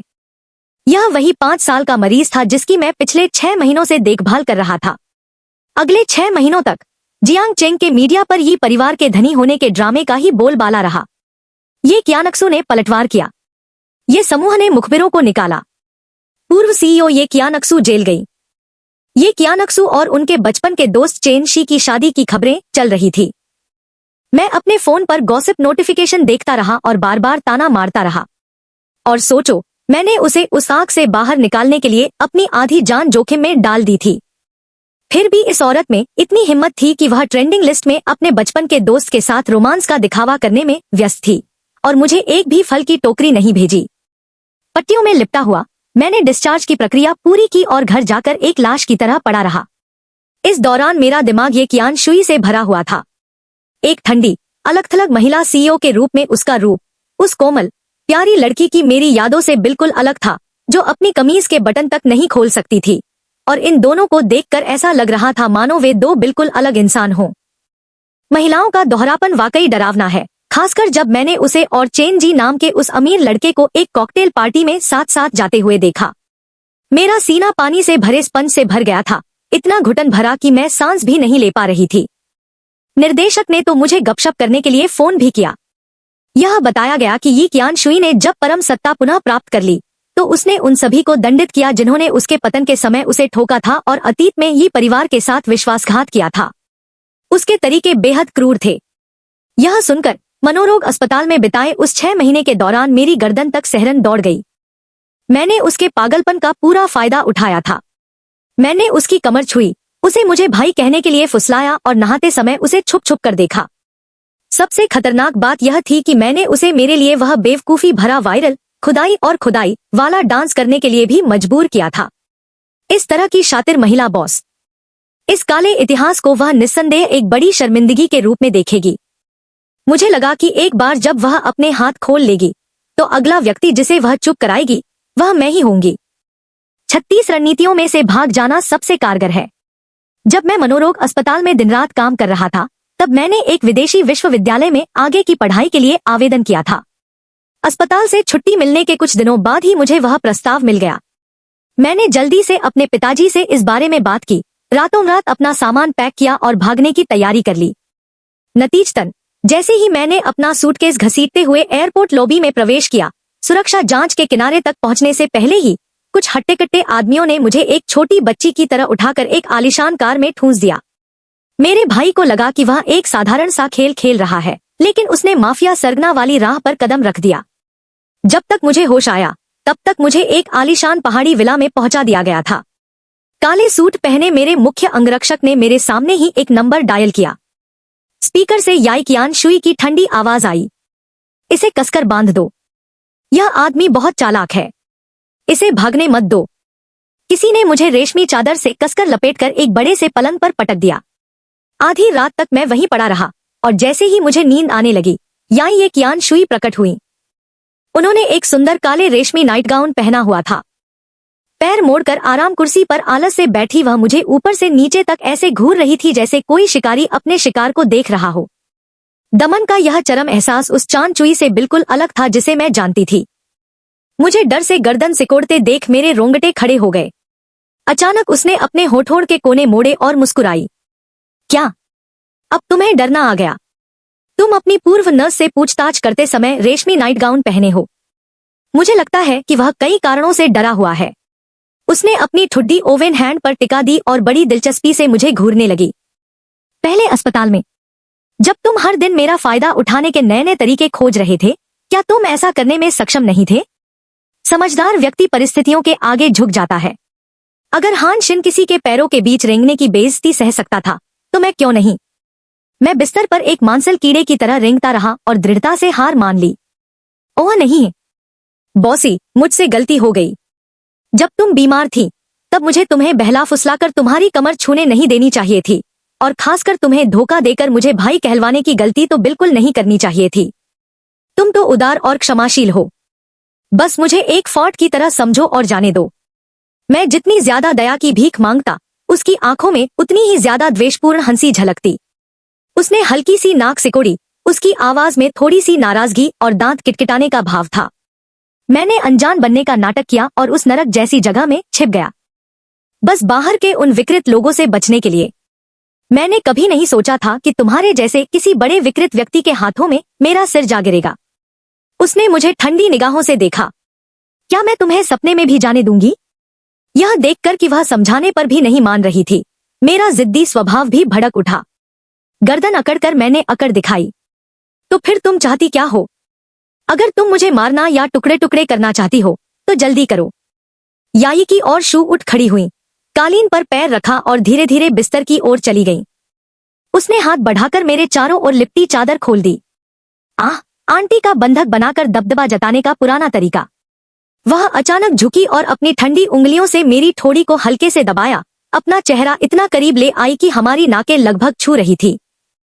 उसकी गहरी आंखों में एक अद्भुत मोहक आकर्षण झलक रहा था, मेरे घबराए हुए चेहरे पर साफ झलक रहा था। उसने अपनी आवाज धीमी की और अपनी कोमल, परिपक्व बड़ी बहन जैसी आवाज में कहा, बेशक मैं अपने भाई को हमेशा के लिए अपने पास रखना चाहती हूँ। मैं एकदम सहम गया। ये औरत सचमुच अपनी कर्कश आवाज से मुझे बहका रही थी। हाँ, क्यूएन ने मुझे खोल दिया और मुझे बढ़िया खाना पीना खिलाने लगी। तभी मुझे एहसास हुआ कि इस विला का हॉल और अलमारी मेरे साइज के डिजाइनर पुरुषों के कपड़ों से भरे पड़े थे। लिमिटेड एडिशन स्नीकर्स और यहाँ तक कि एक top class gaming PC setup भी। जिद्दी मुंह से मैंने व्यंग्य से कहा, ये सब तुम्हारे बचपन के प्यार के लिए तैयार किए गए हैं, चेंजी, है ना? ये कोंगशुई ने मेरे शरीर पर एक नजर डाली। वह तुमसे ज्यादा हट्टा कट्टा है, वह इस साइज में फिट नहीं हो सकता। वैसे भी चेंजी तो बस मेरा बिजनेस पार्टनर है। उसकी सगाई अगले महीने अपनी गर्लफ्रेंड से होने वाली है।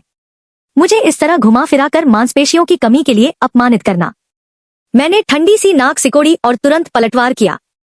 जब तुमने बात साफ कर ही दी है तो मैं भी साफ साफ बोलूंगा। भाई एक छोटी सी बहस जीतने के लिए फिर से अपनी जान जोखिम में डालने वाला है। तुम्हारी कमर तो बस ठीक ठाक है, बिल्कुल भी नरम नहीं। तुम्हारा शरीर उन सुपर मॉडल से कहीं ज्यादा खराब है। सच में, याकियान शुई का चेहरा गुस्से से लाल हो गया, जैसे वह मुझसे मिलने क्यों नहीं आई थी। जिस महीने मैं अस्पताल में भर्ती थी, उस दौरान उसने इसका कारण भी बताया। मैंने अभी अभी कंपनी का कार्यभार संभाला था और आंतरिक स्थिति अस्थिर थी।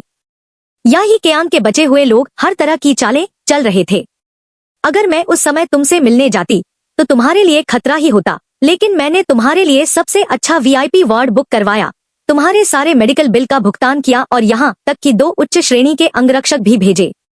आपके दरवाजे के बाहर 24 घंटे पहरा देना। मैं चौंक गई।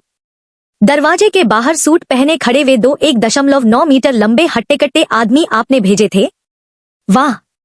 किन शुई ने भावहीनता से सिर हिलाया। मैंने अपना चेहरा ढक लिया, मानो जीवन का कोई अर्थ ही न रह गया हो। इसमें कोई आश्चर्य नहीं कि जब मैं ऊब गई और उन्हें नकली आईडी सेवाओं के पर्चे बेचने की कोशिश की तो उन्होंने मुझे पूरी तरह से अनदेखा कर दिया और कुलीन अंगरक्षकों को नकली आईडी बेचने में जुट गए। इस आदमी में जीने की कोई समझ नहीं है। मुझे 3 दिन तक विला में जबरदस्ती खाना खिलाया गया। हालांकि ये कियान शुई जल्दी निकल जाती और देर से लौटती, फिर भी वह हर रात मेरे साथ देर रात का नाश्ता करने के लिए समय पर वापस आ जाती थी। चौथे दिन तक मैं सचमुच और बर्दाश्त नहीं कर सका। खाने के दौरान मैंने अपनी चॉपस्टिक नीचे रख दी और उससे बात करने लगा। क्या तुम मुझे इस तरह अवैध रूप से रोके रखना बंद कर सकती हो? ये कियान शुई रुक गई और ऊपर देखा। मेरे साथ क्या है? तुमसे शिकायत है। जैसे ही मैंने उसका वह उदासीन भाव देखा, थोड़ा दुख भी हुआ और मेरा दिल बुरी तरह से घबरा गया। मैंने अजीब तरह से नजरें फेर ली। ओवेन ने सोचा, बात यह है कि ओवेन की बात है। मैंने बड़ी मुश्किल से ये आईवी लीग का ऑफर हासिल किया है। तुम मुझे घर पर बांधकर यूं ही खेलने नहीं दे सकते। तुम्हारी यौन डेरे वाली कैद की कल्पनाएं बेकार हैं। आईवी लीग, ये कियान शुई ने अपनी कटोरी में चावल को चॉपस्टिक से कुरेदा। थोड़ी देर सोचने के बाद उसने कहा, तो क्या मैं विदेश जाकर तुमसे मिल सकती हूँ? बस टिकट खरीद लो, एयरपोर्ट तुम्हें नहीं रोकेगा। अरबती सीईओ चावल की कटोरी पर आराम से रिहाई की शर्तें तय कर रहे हैं। तो क्या तुम छुट्टियों में मुझसे मिलने वापस आओगे? मेरी निगाहें इधर उधर घूमने लगी। बशर्ते तुम मेरे फर्स्ट क्लास टिकट का पैसा वापस कर दो। उसने मुझे घूर कर देखा। फिर क्या तुम मेरे बॉयफ्रेंड बनकर विदेश जा सकते हो? मैं जम गया। हाँ, कान शुई ने अपनी चॉपस्टिक नीचे रख दी। मुझे इतनी गंभीरता से देखते हुए तुम्हें अकेले बाहर जाने देना मुझे बहुत असुरक्षित महसूस कराता है। क्या होगा अगर तुम विदेश जाओ और किसी खूबसूरत गोरी लड़की पर फिदा हो जाओ और फिर उसके नहाने का फायदा उठाकर एक सज्जन व्यक्ति होने का नाटक करो? तो फिर क्या? मेरे होठों का कोना फड़क उठा। मुझे पता था, इस औरत ने मनोरोग अस्पताल में मेरे सारे संदिग्ध कारनामों को लिख लिया था। उसकी छोटी सी काली डायरी में उसकी बेबाक निगाहों को देखते हुए मैंने अपनी छाती थपथपाई और एक कसम खाई। मैं वादा करता हूं, तुम्हारे कचरे के अलावा मैं उन विदेशी लड़कियों के सुनहरे बालों, नीली आंखों और बड़े कूल्हों के बारे में कभी भी गलत विचार नहीं रखूंगा। 3 दिन बाद अपनी लगभग टूटी हुई कमर को सहलाते हुए हमें यह पूछने की जरूरत नहीं है कि उसकी पीठ में दर्द क्यों हो रहा है ना? ये ग्रुप के सीईओ के आधिकारिक प्रेमी का खिताब धारण करते हुए मैंने विदेश के लिए प्रथम श्रेणी की उड़ान भरी। मैंने 3 साल विदेश में पढ़ाई की। जब तक उसकी कोई बड़ी मीटिंग नहीं होती, याई किएन शुई ऐसा करती। स्नातक की पढ़ाई के दूसरे वर्ष में मैं हर महीने क्रिसमस के मौके पर दुनिया के आधे हिस्से की यात्रा बिना चुके कर लेता था। हम दोनों सड़कों पर जमी बर्फ में चलते हुए गए, फिर घर आकर गर्म पानी से नहाए। अंगीठी के सामने हुई तीखी बहस के बाद मैं सोफे से टेक लगाकर उसके बालों से खेलने लगा। अचानक मैंने उससे एक सवाल पूछ लिया जो मैं लंबे समय से अपने मन में दबाए बैठा था। तुम मुझ पर कब फिदा हो गईं? याक्युआंग शुई एक आलसी बिल्ली की तरह मेरे सीने पर लेट गई और अपनी ठुड्डी मुझसे रगड़ने लगी। शायद तब जब तुमने अपनी भतीजी की फटी पुरानी परियों की कहानियों की किताबों का ढेर मेरे हाथों में थमा दिया था। घबराई हुई और परेशान मैंने उसका गाल चुटकी से दबाया। थमा देने का क्या मतलब है? यह प्यार का तोहफा था। याई किनशुई धीरे से मुस्कुराई। ठीक है, ठीक है, ठीक है। एक तोहफा। वह थोड़ी देर रुकी, उसकी आंखें कोमल और गंभीर हो गईं। एक ऐसा तोहफा जो एक नन्ही बच्ची से उसकी पढ़ने की सामग्री छीन कर दिया गया था। सचमुच रोमांटिक। असल में पहले तो मुझे लगा कि तुम्हारे जैसी कामुक लेकिन साहसी इंसान काफी मजेदार है। मैं तो बस तुम्हें चिढ़ा रही थी। जब बूढ़े कियान ने चाकू लेकर मुझ पर हमला किया और तुमने उसी क्षण बेपरवाही से मुझसे चाकू छीन लिया, तब मुझे एहसास हुआ कि तुम बाकियों से अलग हो। मैंने भौहें चढ़ा ली। तो तुम सिर्फ मेरी वीरता और साहस से ही प्रभावित हुई? उसने ताना मारा। हाँ, हाँ, हाँ, केन शुई ने हल्की हंसी हंसते हुए कहा। मौका पाकर वह मेरी कमर पर बैठ गया। फिर मैं तुम्हें कैसे चुकाऊं? ऐसे। बस। शुभ रात्रि।